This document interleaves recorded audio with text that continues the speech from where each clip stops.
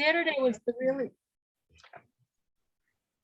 was the really bad weather. It was Friday night. All right. Okay, we're not gonna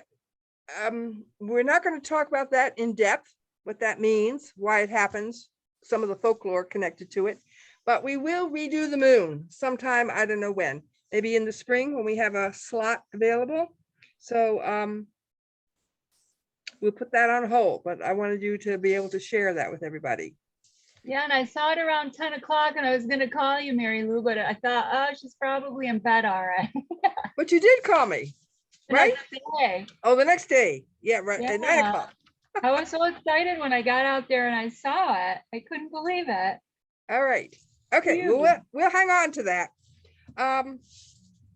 Okay, questions. Chris, I think we asked you. I'm here. I'm here now. Okay, Mary Lou, hang on. Because we're going to go in order. All right, we'll get to you and Matthew and the three kings in a few minutes. All right. Okay. Okay. How can they see this? Can you just hold it up to the Hold camera? it up. Like, Yep. I just spotted this on the table here, one of the children's books, and I thought it was rather beautiful. Even though, I don't know if Chris or Jordan is going to tell us where these three guys came from. Yeah. Chances are two of them would not have been riding dromedary camels. They would have been riding the two humped ones. So anyway, but it's a beautiful book. All righty, Chris, what did you find out about those three kings from the Orient?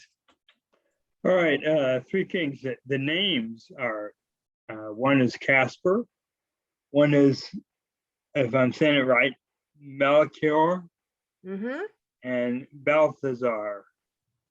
All right. And Casper came from Sheba, wherever that is. I think southern Jordan. I'm not sure. Jordan, all right. Melchior came from Arabia, and Balthazar came from Egypt. All And, right. All right, I guess those are the Orient, the East. Casper was the one that had frankincense. Melchior had gold, Oh, and Balthazar had mirth. okay. And one interesting thing I found was the three wise men, they were not at the birth. Right. I mean, you often see, the nativity scene. They're not there. They showed up maybe a year later at the house with Jesus. And Okay, I didn't know that. So there Well, you go. In the Eastern Orthodox tradition, the Byzantine tradition, they showed up on the 12th day of Christmas, which is the 6th of January. And so people that follow that tradition and have a nativity set, that's when the three kings and their camels are put in the set on the 6th of January. All right. But I didn't realize a whole year had gone past. But of course, they had to walk. Yeah. And it took them a while, right? Okay. Yeah. Did you have anything else? Actually, no, that's all my That's it. research came up with. Okay. By the way, the rest of you that weren't here last time, Chris is a new member, and it just was a fluke. The week he showed up, nobody else did. And he thought, well, there is a group, isn't there? And I assured him there was. So anyway, not everybody's here. The Pipels had a doctor's appointment again, so Ann and Bob are off there. Okay, Jordan, I also asked you, you like history, to do some research on the three kings. Jordan lives out in San Diego. He's my grandson. What did you find? I found information that he also got, but there's different versions of the story, so it varies. In the original, in the Bible, when they spoke about it, there was no number of wise men, and they didn't name them either. All right, Jordan, why don't you pause for a moment? Because I asked Mary Lou. Mary Lou, have you found the version in the book of Matthew or not? No, I didn't find that. Okay. I didn't know I was supposed to. All right.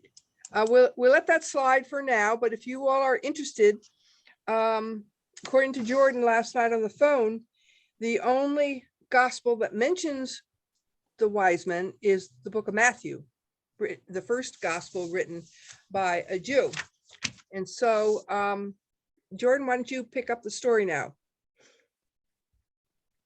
I think it was pretty much the same thing for the story, but they kind of just added onto it later by naming them. But originally it was just wise men from the east Okay. followed the star of Bethlehem and found Jesus.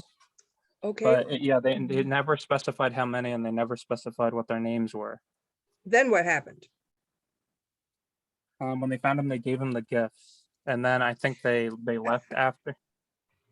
Okay, but I mean, when did they, you mentioned something about the 8th century, and that was in the Byzantine Empire when they started naming things, right? Oh, right, yeah. So the origin of that story was from the Byzantines in a story. It was in the 6th century. I have to find the date again.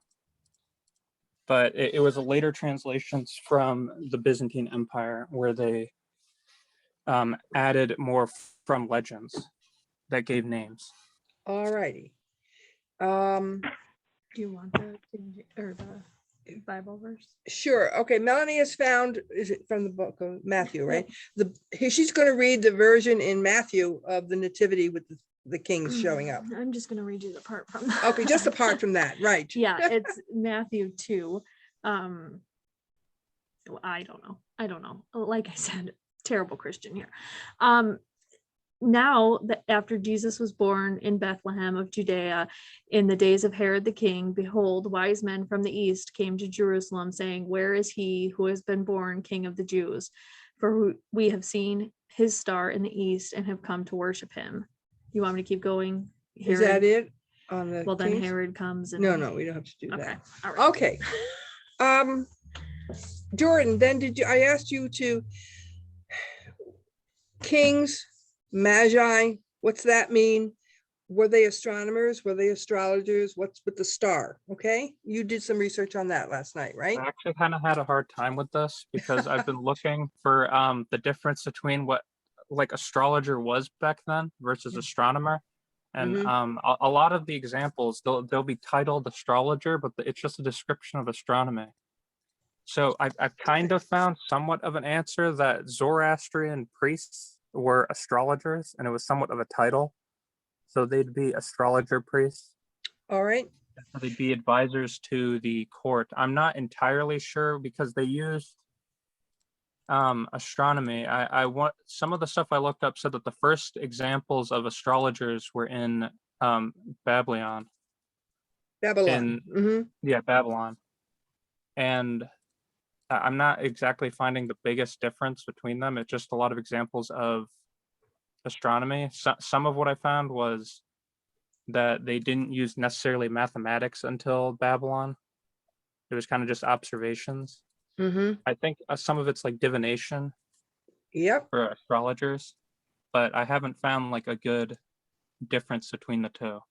All right. For back then, I think it's different now compared to what the meanings would have been back then. Okay.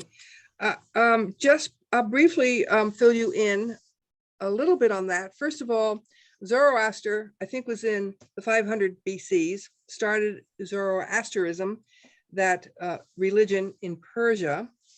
And in those days,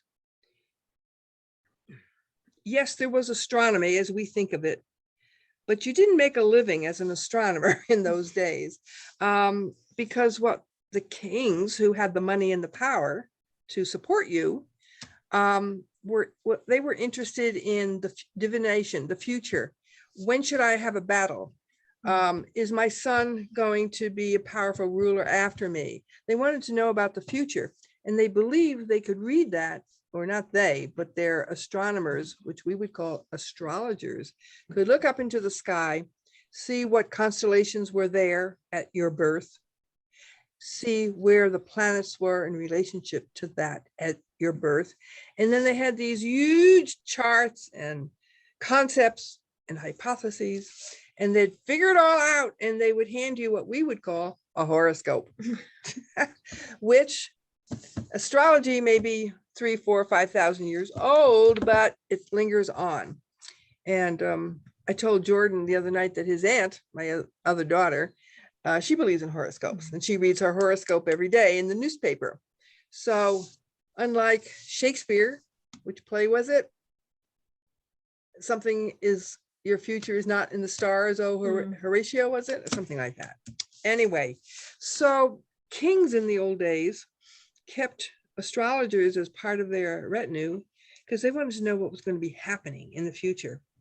And so we're going to move in a minute to Regina on the phone, because she had to research the Star of Bethlehem, because that's supposedly, according to the story, what brought those three guys, the Magi, to, you're laughing, to Bethlehem. Okay, Regina, go.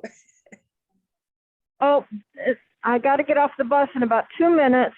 All right. I looked up the Star of Bethlehem, and I was amazed at how much difference there was in all kinds of opinions about it.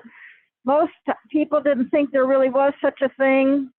Okay. They said it could have been a conjunction between some planets. Yep.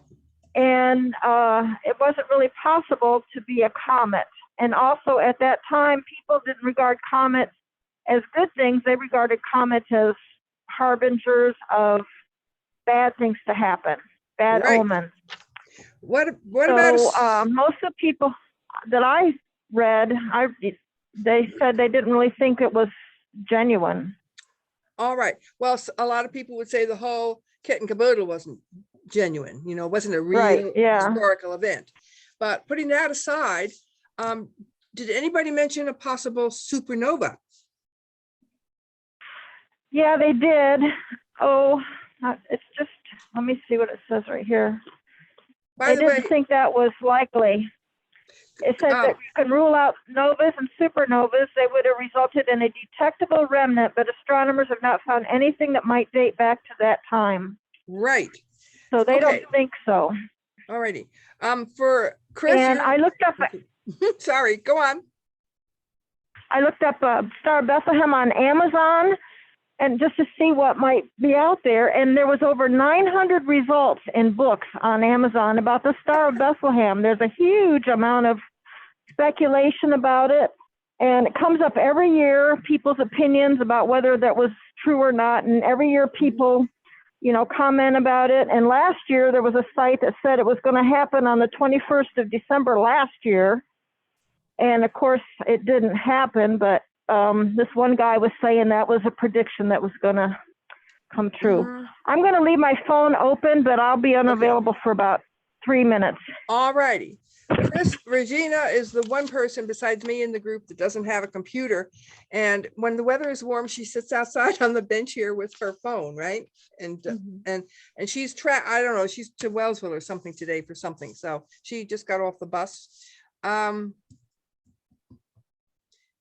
Remind me, guys, didn't we have our conjunction last year at Christmas time between Saturn and Jupiter?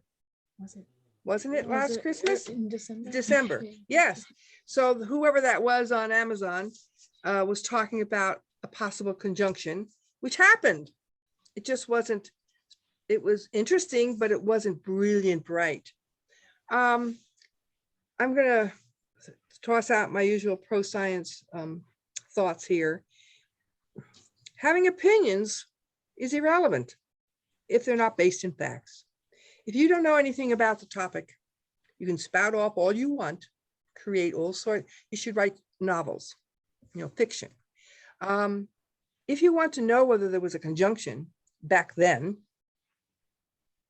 go to the astronomy records. Astronomy is based on math, and you can go backwards into time and say exactly where whatever was in the sky was, which is quite amazing. Just like you can predict into the future where certain things will be. And that conjunction was December 21st, right, 2020. Yeah, that's what I thought. That conjunction last year was around Christmas time, or no, around the 21st. Yeah, right around the solstice. Yep. Now, something I read years ago and can't put my finger on was that in 4 BC, and by the way, I did spend at least 1 year studying at a seminary, so I know a little bit about church history and the Old and New Testament. that probably Jesus was born in 4 BC. And at that time, there was a conjunction between Venus and Jupiter, the two brightest planets in the sky. So you can double check that. We've learned a lot. Venus and Jupiter, you said? Venus and Jupiter, the two brightest, as I recall. So you can double check that. Not on Amazon, not on Wikipedia. What do they know? Babble. But on like a NASA or a science astronomy site where people have trained for decades and they know 95% of what they're talking about is true. So be that as it may, whatever that is, people are fascinated by the Star of Bethlehem. Alrighty, who was this? Who had the date? Probably when was Jesus really born? I did. Okay, Mary Lou, do you have time to look that up? Yes. Good. He was born between 6 and 4 BC, and it was based on the year that King Herod died. Oh, okay. I didn't know that part. Okay, there is a reference in, I think, Luke, the Gospel of Luke, about the shepherds in their fields tending to their sheep because they were lambing, and they heard the angels up in the sky. Now, if that was true, the seasons in Bethlehem back then, the lambing did not occur in December. It occurred around the spring equinox in March. So once again, probably Jesus was born in the springtime. Now, Debbie, I think you had when and where and who decided that the birthday was going to be December 25th. I had when and who, that's right.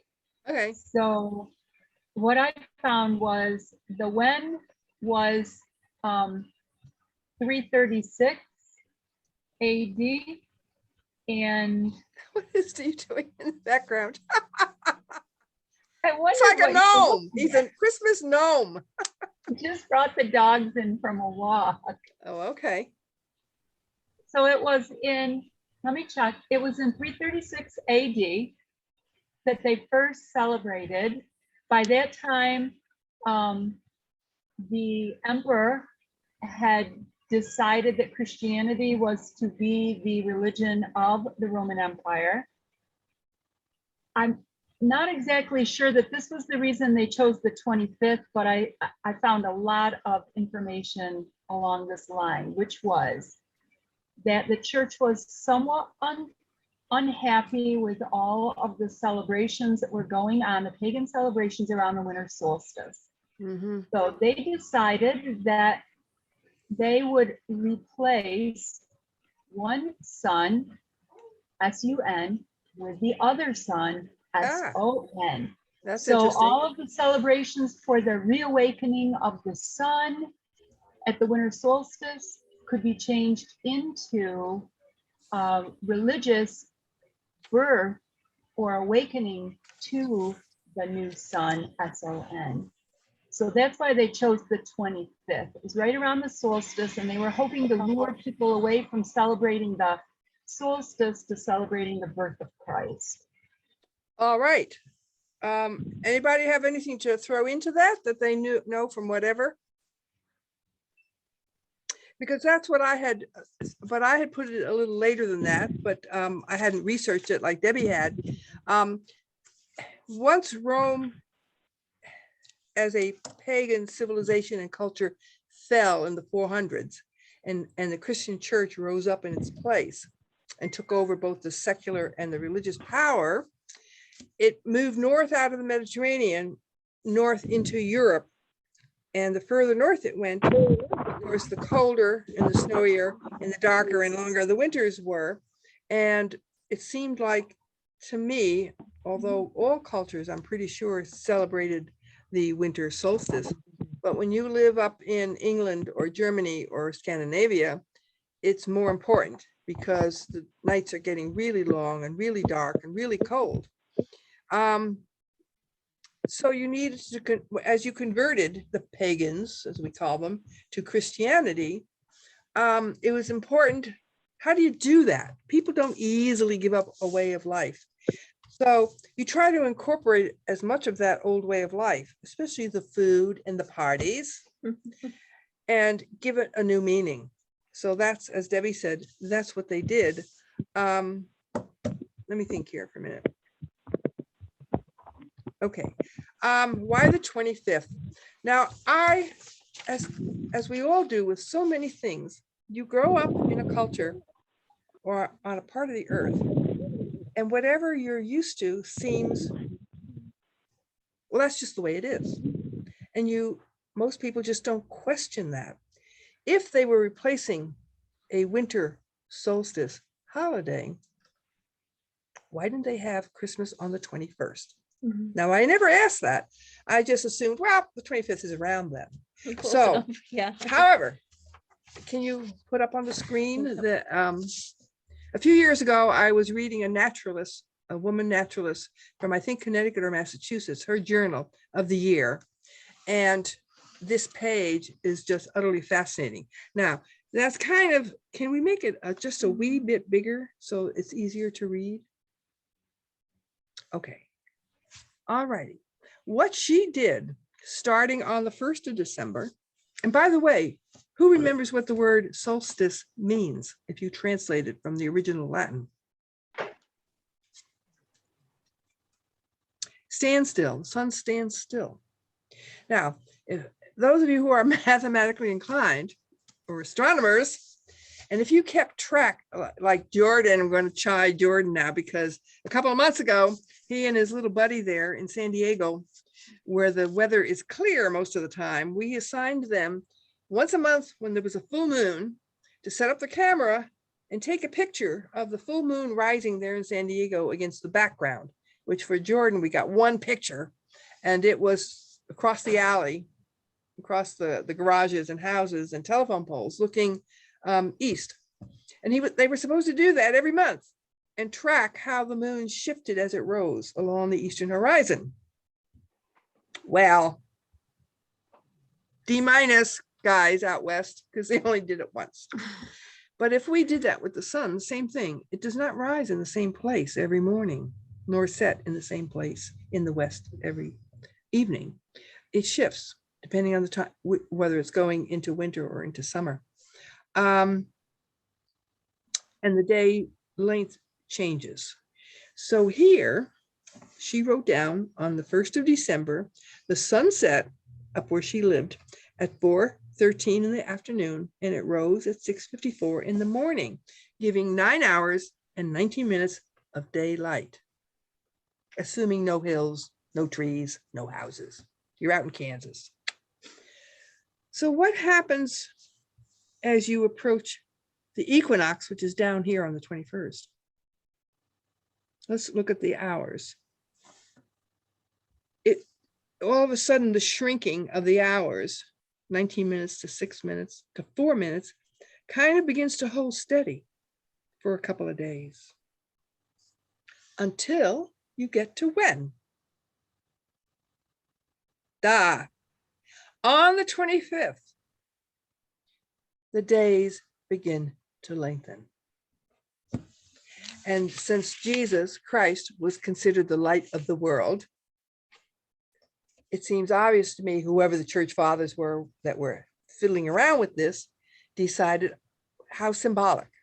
We are trying to replace the winter solstice ceremonies, but in truth, because of the standstill, it isn't until the 25th that we actually have 1 minute longer daylight, the light of the world returning, connected to Jesus.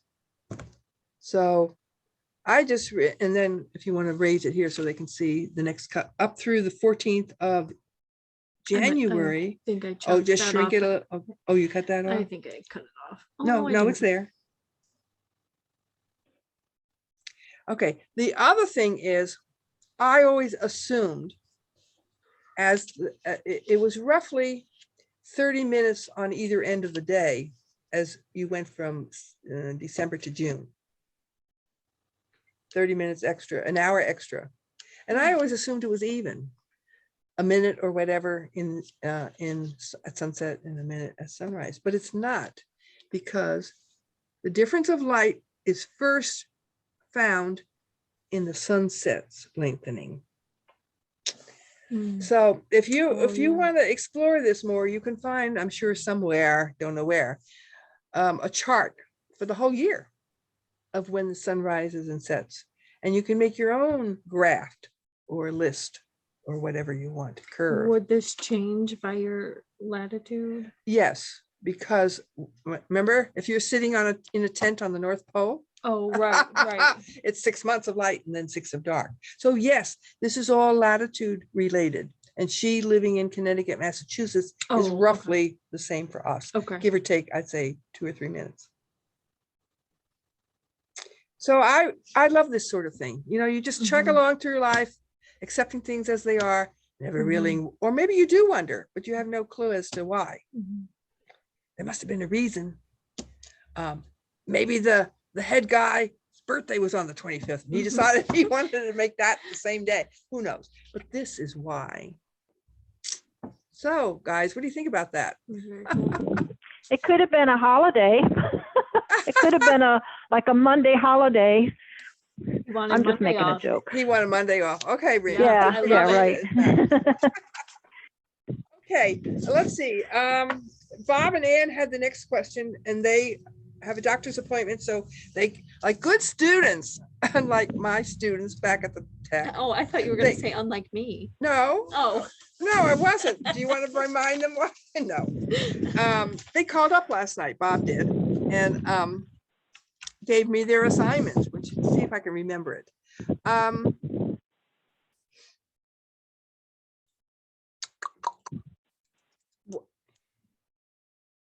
Well, Bob, without going into this detail that we just saw, repeated what had been said before about replacing the pagan traditions with a Christian celebration.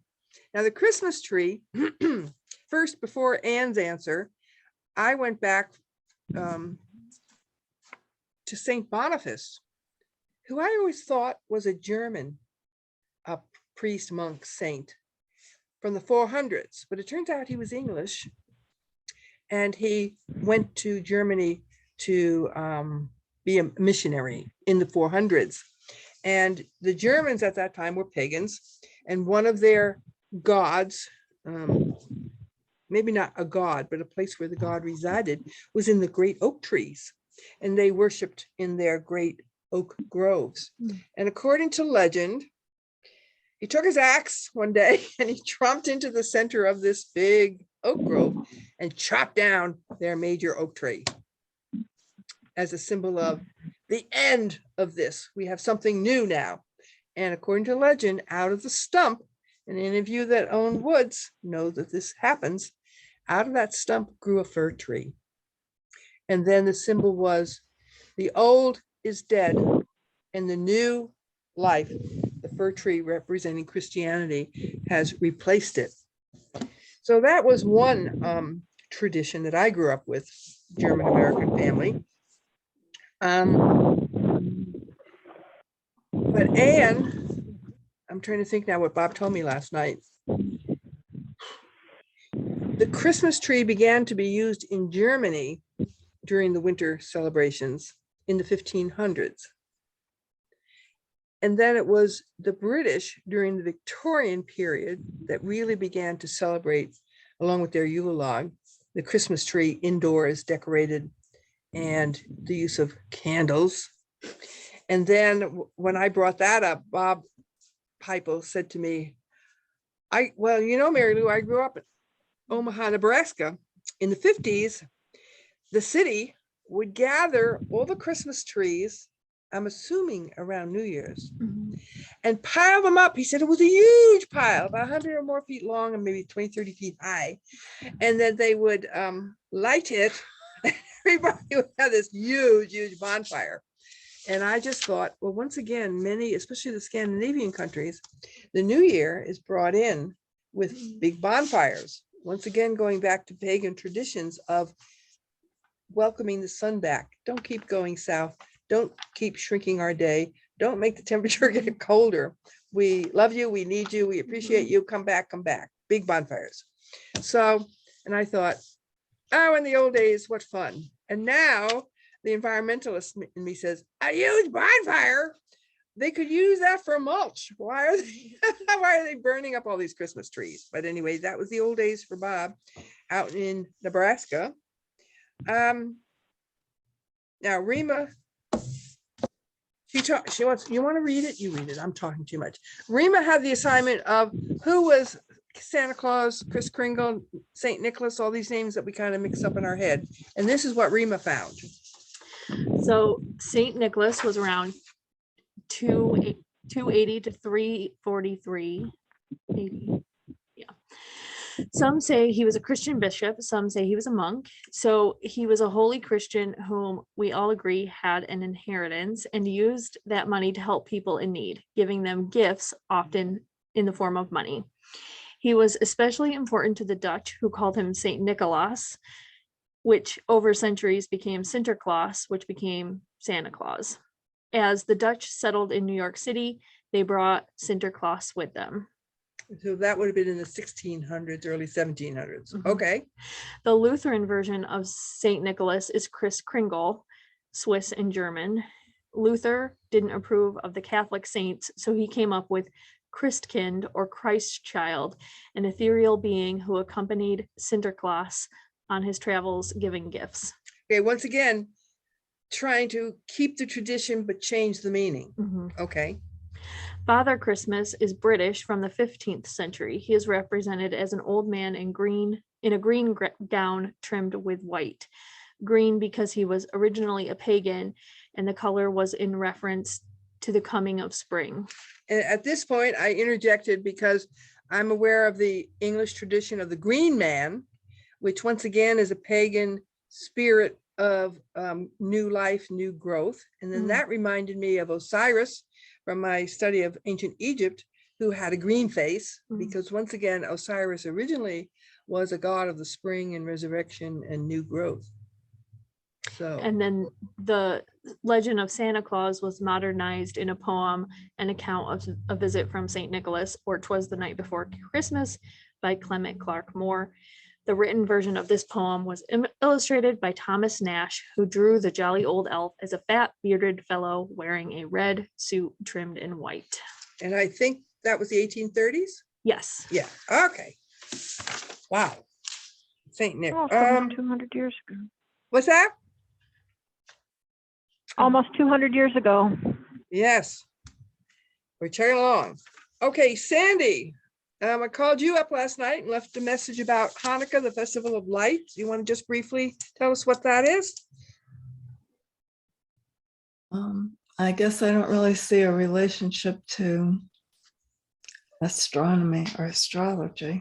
I mean, I think there it is was sort of right. It's just, and I don't have a date that it started, but it's not a biblical holiday like our traditional ones. It was probably came about because of things like Christmas and solstice and all that, just to have a time when in the dark time of the year when there was light. And so it celebrates the oil that was used to reconsecrate the temple after it had been sacked, the temple in Jerusalem, with they had just enough oil for one day and it lasted for 8 days. So the celebration of that miracle was the light part. Okay. Melanie, I wasn't sure whether you were going to be able to tune in, so I made Melanie look up something before we started. What no, I didn't really find anything. I was trying to find a definitive link between Hanukkah and the solstice, like if they were right and celebrated on purpose. No, not at all, because, well, this year, I mean, Hanukkah was started before Thanksgiving, or Mhm. sometimes before, sometimes after Thanksgiving, sometimes it's at Christmas. It just depends when it's a lunar calendar that it Right. goes Right. by. That's what I found out. Right. Yeah. So it would have to do with the moon, but the calendar is adjusted for the sun. Right. So When we every 2 or 3 years they add a month. Right. So yeah, there's really nothing to do with the solstice. Right. And Chris, back in whenever that was, March was April, when we had Easter, we spent a whole session on, when we have Easter, and it's all related to the sun and the moon. And then we talked about Passover briefly. And we got all tied up in knots about lunar calendars versus solar calendars, and how do you keep them in sync, because they do not want to stay in sync. So we had quite a fun time. And this is a similar thing. The Maccabees. The Passover this year, for instance, starts on Good Friday. So I Yes. mean, there is more of a relationship with Passover, Mhm. Yep. but it could be the month before. We talked Right. about that, right? Okay. Because I think Hanukkah was as a result of a war between whoever and the Maccabees, and it was in the 2nd century BC. I was wrong about that. It wasn't 70 BC. It was in the 2nd century. And so that was more or less a holiday to celebrate something, a military victory. Well, yes and no, because it wasn't started then. The celebration, Well, I think, came much after that. Like Christmas, but they went back and yes, they went back in history and yes, found something. yes, All right. that's what I think. Yeah. All right. What I've been told. Yeah. Now Okay. we have the last assignment, I think. Melanie got stuck with the reindeer, because I was thinking, especially that poem, "Twas the Yeah. Night Before Christmas," and that's what I grew up with, and I never thought about it then. But our culture, it's all horses, oxen. We don't. We're not Sami. We don't live up in Lapland. We don't use reindeer as the haulers of sleds. Where did this come from? Mhm. And she said she got lost down the reindeer hole. Yeah, well, these reindeer have been haunting me for weeks now, because I got hung up on their names, because I read a different book that listed one of their names as Blixen. It was Blixen instead of Blitzen.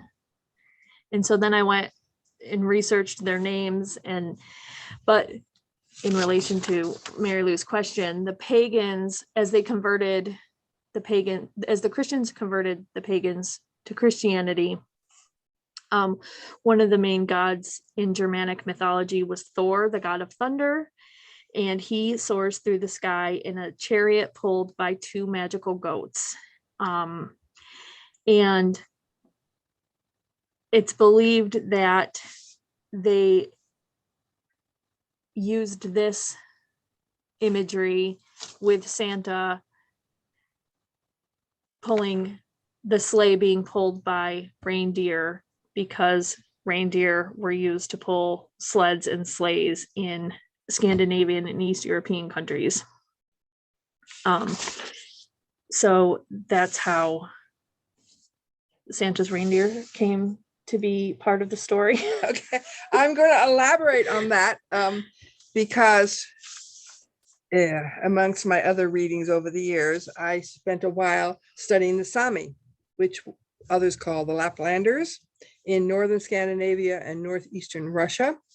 And in their culture, they had semi-domesticated the reindeer probably around 1400.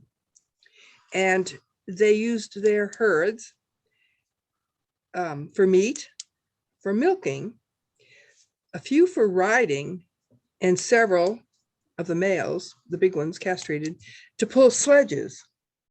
So they also had a shaman. They were animists in religious thinking.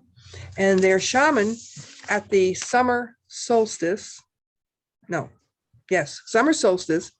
would eat some herb, sort of like the Native Americans peyote, make them high, hallucinate. They would get astride a reindeer, and then they would have like a the British with their jumping hurdles, and they would ride the reindeer and leap over that hurdle, and in their hallucinating state, feel that they were then going closer to the sun god and could communicate with the sun god, and therefore foresee the future for their people. Da, da, da, da. So I thought somehow that idea about reindeers flying and being ridden and somehow trickled down and got tangled up in the Germanic traditions. And that's why Kris Kringle, or whoever he is, has reindeer. To say nothing of Rudolph, Right. which appeared when I was a child. So anyway, any questions on all of this?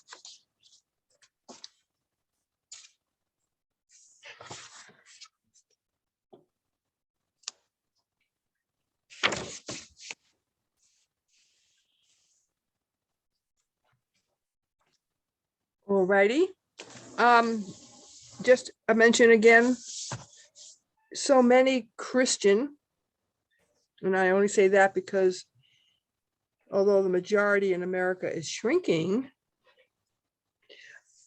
many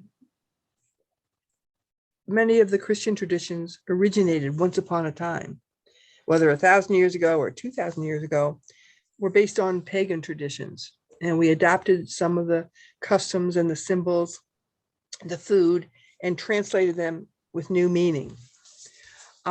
Light is always an important concept in all cultures, except, I don't know, I'm thinking if you evolved along the equator and lived, say, in the Amazon jungle or anywhere along the equator, maybe this wouldn't be as important to you because you always had roughly 12 hours of daylight and 12 hours of darkness.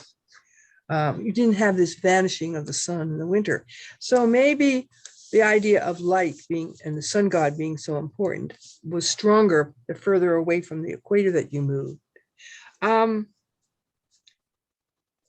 Traditions in the north with evergreen wreaths and branches, and now trees. It was all, originally it was wreaths and branches.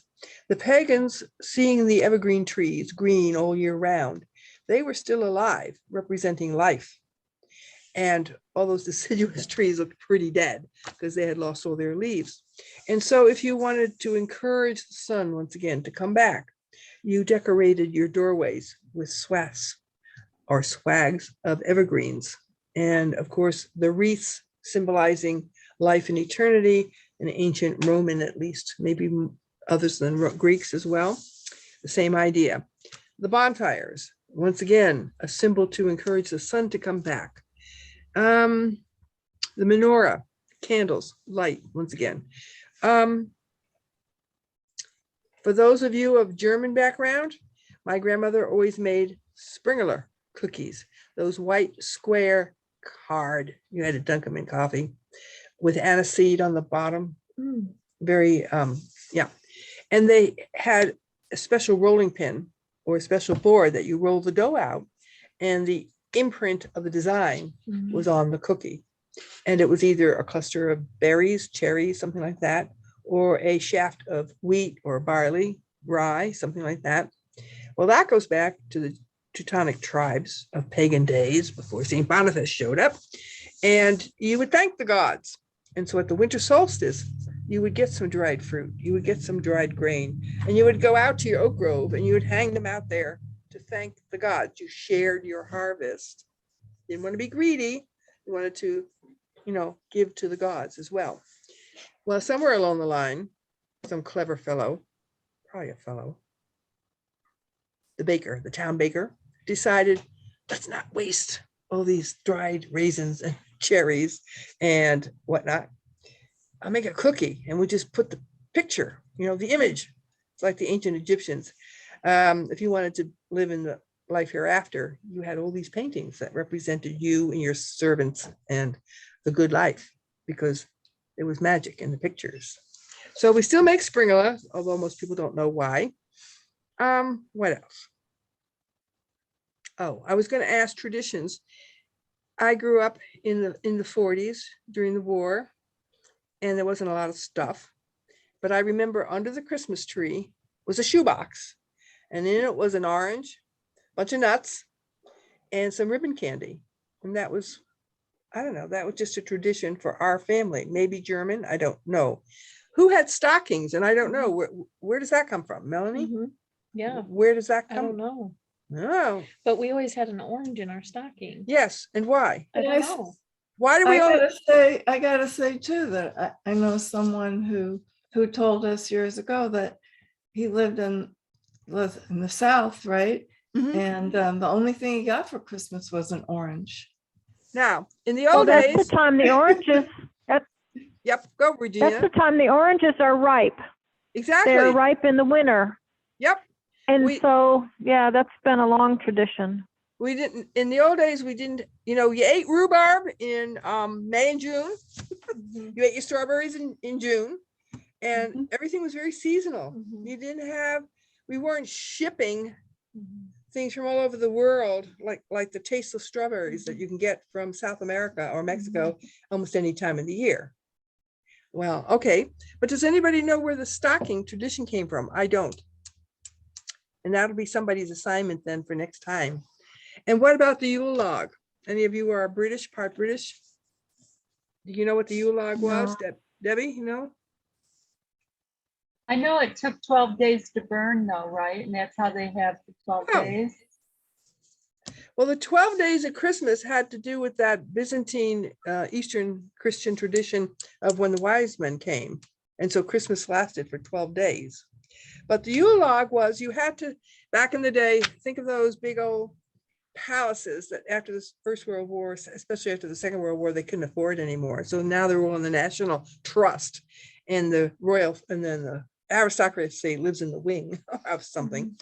But they had huge fireplaces. And so you could put in huge chunks of wood. And the tradition was to save part of the log from the last year so that you could burn it, I think, on New Year's Day into the new year. I think that's what the Yule log was, like a carryover from the past to the new. But you can double check that. Anybody else? What other kind of traditions do we have? I don't know about this the Springerly you were talking about. I thought it was I know Bob Peipel is his heritage is Czech, right? I'm sorry, he's what? Is he Czech? Czech? I don't have no idea. Well, he gave me some of that. I had never had it before. He used a special rolling pin. He said he rolled it out, and then he used a pizza cutter to cut the little squares. Yep. They had little anise seeds all stuck on them. Yep. They were a little bit hard, but not bad, and they were so good. I loved them. We ate them in like one day. Right. It's just sugar and egg and flour. No butter, I believe, in them. And so I made 3 mistakes in my baking this year. Finally, the library got a gingerbread cake that wasn't in crumbles. But I tried my Springer, and like an idiot, did I grease my pan? No, I thought the aniseed's there. I never had a solid bunch of cookies stuck to a pan so bad. So anyway. I guess I just assumed that it was Czechoslovakian because he grew up with it. But well, maybe it was Central European, German and Czech, and well, research it. I'll look and see. Okay. Now, if you want to make them, you make them the day before and you roll them out, but then you let them sit and dry overnight, because otherwise, when you bake them, you'll lose the design. It'll just kind of melt into the cookie. Oh, right. All righty. What time is it? It is 2 o'clock. 2 o'clock. Quick. Guess what, guys? No real assignment for next time. Next time, we're going to look at some early art, say from prehistory up through the 1500s, that's connected to astronomy. And what I thought you could have fun doing is, all you guys that have the computer, and Regina, you can come borrow the libraries. Look up other paintings, sculpture, architecture, but especially paintings and sculpture connected either to the moon, the stars, or the sun. We could call it astronomy art. All right. And maybe take a half hour and pick one that you like. And hopefully we'll have 6, 7, 8 different ones, and everybody won't pick the same thing. All right. And the second homework assignment is we're having some clear nights now. So I want you to go out and check out the following. The Pleiades, otherwise known as M45. Sounds like James Bond's crew. Taurus, constellation, the bull, with Aldebaran, its main red star. And of course, Orion, with its 2 stars, Rigel and Betelgeuse, however you pronounce that. And another James Bond guy, M42. What the Mayans call the celestial hearth, which I think is a wonderful concept. So the Pleiades, Aldebaran in Taurus, and Orion with its 2 main bright stars and its nebula. And they're all up there by, let's see, what time? 7, 8, 9 o'clock. And Venus is beginning to sink back down towards the horizon, so it's not quite as high in the southwest, and it sets earlier. So if you want to go and look at beautiful, beautiful Venus, the next month is the time to do it. Mary Lou, repeat the assignment about the piece of art. Okay, just go online. I don't know how you're going to do it. And art connected to the sun, or art connected to the moon, if you like the moon better, or the stars. And you should be able to find examples of artists who incorporated, think Vincent van Gogh's Starry Night, or Picasso's, I don't know what he called it, the sun, or Okay, so it can be recent. It doesn't have to be, there's no time. oh, no, it can be recent. Now I have enough programming PowerPoints for probably 3 sessions on the art, and we're starting with the early ones, but then I have quite a few beautiful, amazing modern ones too. So why don't we whatever you like. If you like prehistory, if you like modern, go there. But let's make it a painting or a sculpture. Because architecture, we have other programs coming up with that. Sacred monuments connected to astronomy. Okay. And don't forget, Oh, Christmas Eve, 7:30 a.m. James Webb. oh, right. 2 things. Winter has officially astronomically started this morning at 11:59, right? 11:59. Oh, it's So about 2, 10:59. how many? 10:59. 10:59. Thank you, Mary Lou. About 3 hours ago, we are officially, according to the astronomers, in winter. However, the meteorologists, the weather people, they start winter 1st of December. And I think most people think of December Yeah. as winter, December, January, February. Yeah. But astronomically, compared to what's going on up in our sky, it happened 3 hours ago. Now, mention the web thing again. Oh, yeah. December 24th, 7:30 a.m. is the launch of the James Webb Telescope.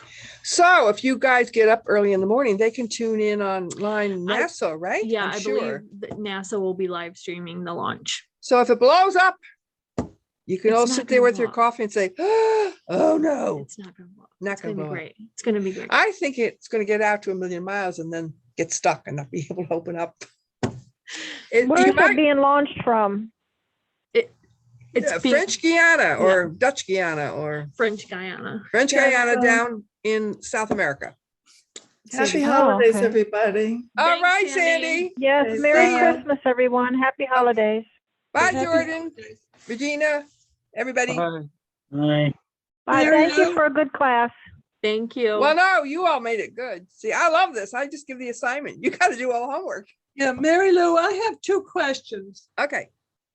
Okay, what was the Orion? There was two stars.